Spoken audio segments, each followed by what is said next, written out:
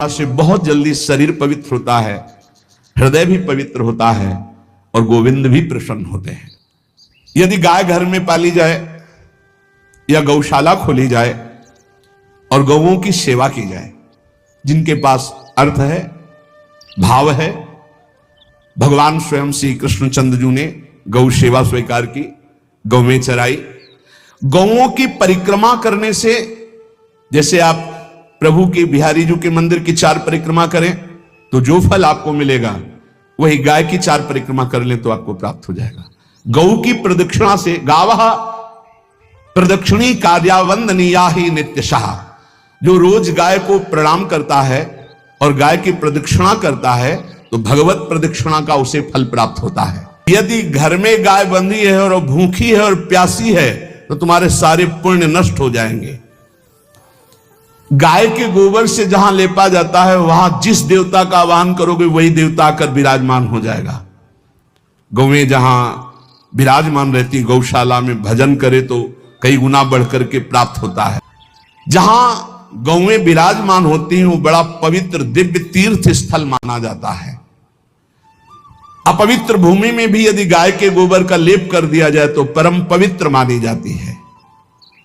गाय बहुत पवित्र, जहां वो बैठती है, जहां वो मूत्र त्याग करती, गोबर त्याग करती, वो स्थान तीर्थ तुल्य पवित्र माना जाता है।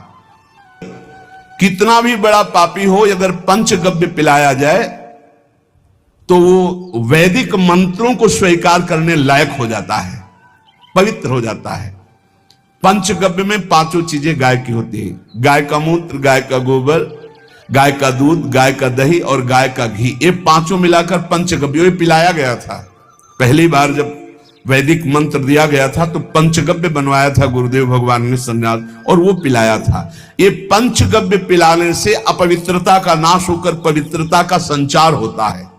इसलिए धन्य है उनका जीवन जो गौ सेवा परायण है भगवत भाव से।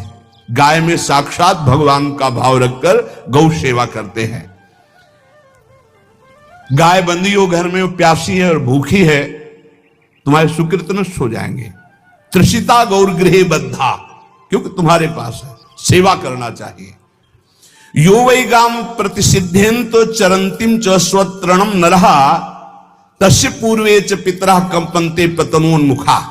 यदि गाय हरी हरी घास चर रही कहीं और तुमने डंडा ऊपर प्रहार किया, लाठी मारी, तो तुम्हारे पितर खोपड़ी के बल नरक जाने के लिए तैयार हो गए। ये लिखा है कि जो प्रतिदिन अग्रग्रासे परोभावा कर्तव्यो भक्ति तोन्वहम अकृत्वा स्वयं आहारम पूर्वम नापनोति दुर्गतिम। जे ही तुम्हारे गृहस्थ में, घरों में पहले होता था, अब तो भगवान जाने, जे ही पहली रोटी तवा में गई तो वो निकाल करके पक्की रखी जाती थी गौग्रास के लिए, पहला रसोई में। तो इसमें लिखा प्रतिदिन स्वभोजनम, पहले स्वयं भोजन न करके गाय के लिए ग्रास निकालना चाहिए। जहां गौ को माता की पदवी दी गई, जहां गौ को हम आराध्य देव के रूप में मानते हैं, आराधना करते हैं, गौ रक्षा, गौ सेवा, ये बहुत बड़ा इसमें छुपा हुआ है। स्वयं भगवान अवतरित होकर गौ रक्षा, जब गाय के रूप में पृथ्वी रमाती तो भगवान का अवतार हुआ है। बड़ा विचित्र समय आता चला जा रहा है कि अब आधुनिक यंत्रों की ऐसी सेवाएं हो गई बड़ी बड़ी कि अब ना बैल की जरूरत है, और ऐसे दूध की महंगाई बन गई कि अब देसी गाय 2 लीटर 3 लीटर 4 लीटर, और ऐसी ऐसी कि 20-20 25-25 लीटर दे तो कौन देसी गाय को। तो गौओं का सेवा का भावना शास्त्र आज्ञा करता है। जो प्रतिदिन गौग्रास निकालता है, अर्पित करता है, तो उसको अग्निहोत्र करने का फल मिलता है, उसके पितरों को तृप्ति मिलती है और समस्त देवताओं के पूजन का फल मिल जाता है जो गौग्रास निकाल। जिनके पास अर्थव्यवस्था, जो गृहस्थ धर्म में है या जिनके पास अर्थ है, कुछ रोज 1 रुपया निकालो। हम कह रहे रोज निकालो तो महीने में 30 रुपया होते। 30 रुपया में एक गाय को हरी घास तो एक टाइम पवा ही सकते हो ना, बहुत नहीं है तो 1-1 रुपया निकाल के अगर एक गाय को चारा दोगे तो एक बार का भोजन तो हो ही सकता है। 30 रुपया में हरी घास जाकर के उसके दवा एक बार तो पवा दोगे ना। अग्रग्रासे परोभावा कर्तव्य भक्तितोन हम, भक्ति पूर्वक गाय को एक ग्रास भोजन में एक रोटी तो निकालना चाहिए गाय के लिए, ऐसा शास्त्र आज्ञा कहता है। जो ऐसा करता है तो अकृत्वा स्वयमाहारम कुर्वन् नाप्नोति दुर्गतिम, अपने आहार से एक रोटी निकालकर गाय को देता है और स्वयं 3 रोटी भले पाले, एक रोटी गाय को दे दी, तो बोले उसकी दुर्गति नहीं होगी, अर्थात उसके अंदर भाव बढ़ता चला जाएगा, वो भगवान की भक्ति में होगी।